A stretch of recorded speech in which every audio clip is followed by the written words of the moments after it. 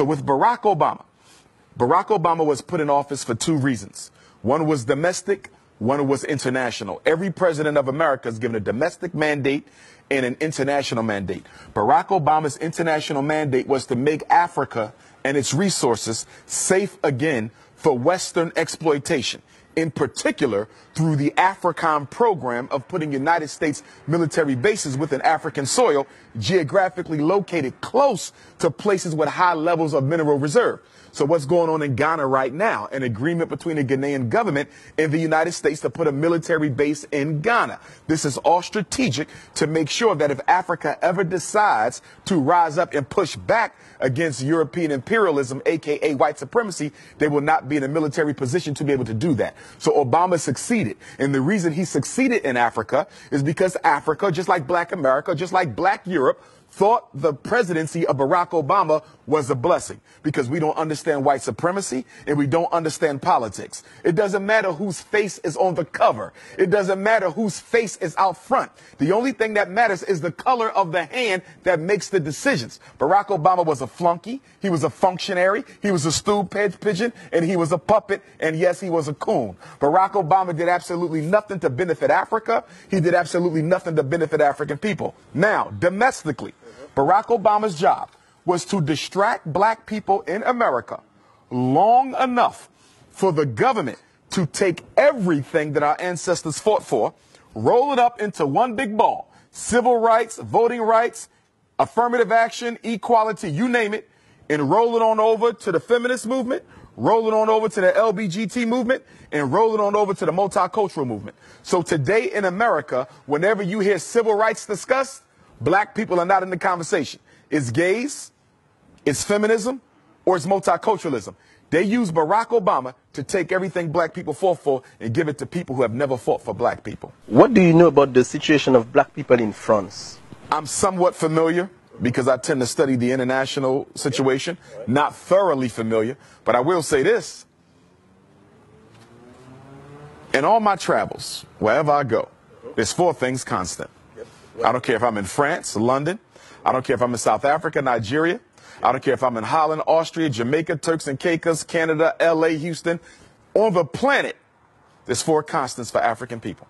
Number one, we're worshiping a white Jesus. I don't care where you go. Black people in love with a white Christ. That's number one. Number two, you have mass incarceration of Black males at a rate 4 or 5 times their percentage of the population in that particular state. Number three, you have miseducation of Black children. You have the over-identification of Black children in classifications of mental retardation, ADHD, learning disabled. You have record numbers of single Black mothers raising our children on their own, okay? And then on top of that, you also have a Black economy, which is totally dominated by people who do not look like us.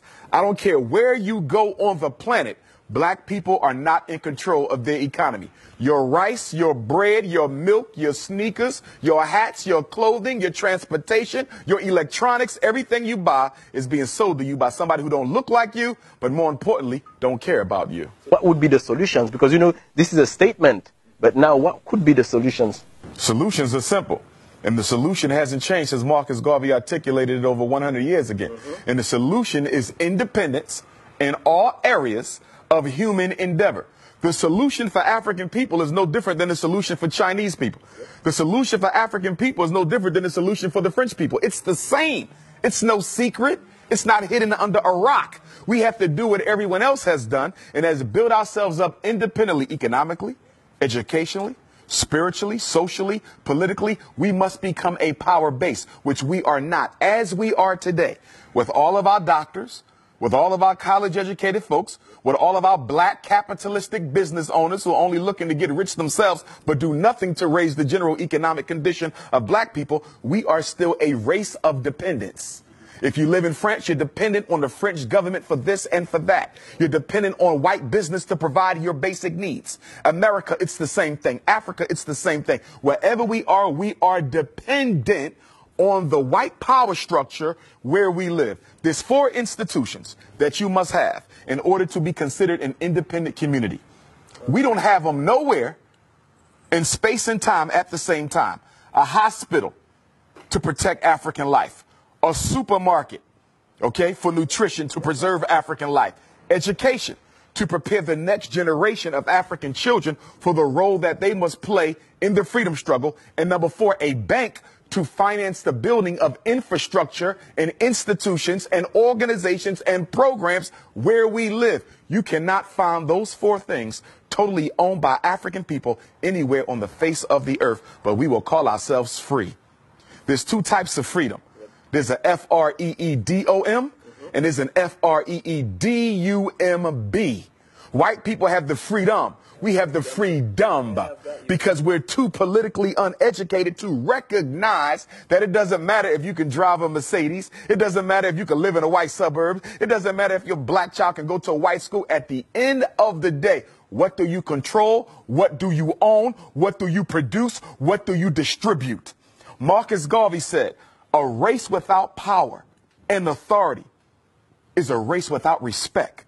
A race that doesn't respect itself automatically forfeits the respect of other people. So you say, where did we begin? 2 things. Education and economics. It's going to be hard to break the psychological chains of slavery as long as just about everyone in this room went to a white school to get their education, a white public school to get that education. And what is the function of public education? Whether it's UK, France, Austria, Germany, USA, it doesn't matter. The purpose of education for African children in a European context is to teach the African child that you are second place and that is where you will always stay. And the only way you can rise above it is if we give you permission to rise above it. The education system's job is to make sure black children never come to believe that they have a right to replace the white boy being in control. That was the next question I was going to ask you, because, you know, when we speak about African Americans, do you think that African Americans are truly and deeply aware of their African roots? Well, I don't think that's a question just for African Americans. I think that's a question for Africans anywhere. Yeah, of course, but I'm speaking about this because you are from the United States, so of course. Right, but I want to Pan-Africanize the question, though. Okay, all right. So because whether you're dealing with France, whether you're dealing with UK, whether you're dealing with Black America, okay? So globally, yeah. Globally, it's no different. Canada, it's no different. So do you think that Afro-descendants are really aware of their African roots? I think that we are aware of the roots, but we are in denial of the roots, okay? This is why black women spend billions of dollars on perm, weave, blonde hair, green eyes, blue eyes. This is why educated black men, I don't care if they live in Paris, I don't care if they're in Austria, Holland, UK, Canada, US, or South Africa. Educated black men marry outside of their race more than the men of any other race put together because you hate yourself. And the reason why we do this is we actually think we can convince white people if we act white enough to accept us, because we don't understand white supremacy and we don't understand eugenics. Eugenics is the science of exterminating the African DNA. It don't matter if you're light skinned with green eyes, you still African. It don't matter if you're blue, black, purple with nappy hair, you still African. It don't matter if you in Paris speaking French or the US speaking English. At the end of the day, you carry the gene of Africa. And that gene of Africa is the most powerful DNA on earth. We are the only people who can reproduce ourselves in every other group. I can make a baby with a Chinese woman, it's an African baby. I can make a baby with a French woman, it's an African baby. An Arab, an East Indian, a Native American, it's an African baby. You understand? The white man cannot reproduce himself in any other woman but one who looks like him, because he's genetically recessive. I'm genetically dominant, and that's why he must eliminate me. Because in the natural order of things, if I do absolutely nothing, we can literally predict the date where he will no longer exist. So he has to make a decision.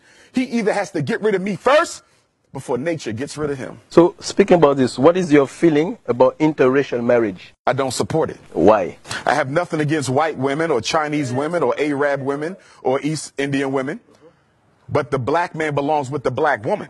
The first institution that has to be built is the black family. If you don't save that, you save nothing else. If you don't build that, you build nothing else. A white woman can understand my struggle. A Chinese woman can understand my struggle. And what black men fail to recognize, even when you marry white or Arab or Chinese or East Indian or Latino, that woman is still loyal to her race. So it doesn't matter if she had your baby. It doesn't matter if y'all got married. It doesn't matter if y'all sleeping with each other. At the end of the day, her loyalty is not to her husband. It is to her community. And at any moment that that community calls on her to do a job, she will do it. So even though you're laying on top of her, she's still in charge of you.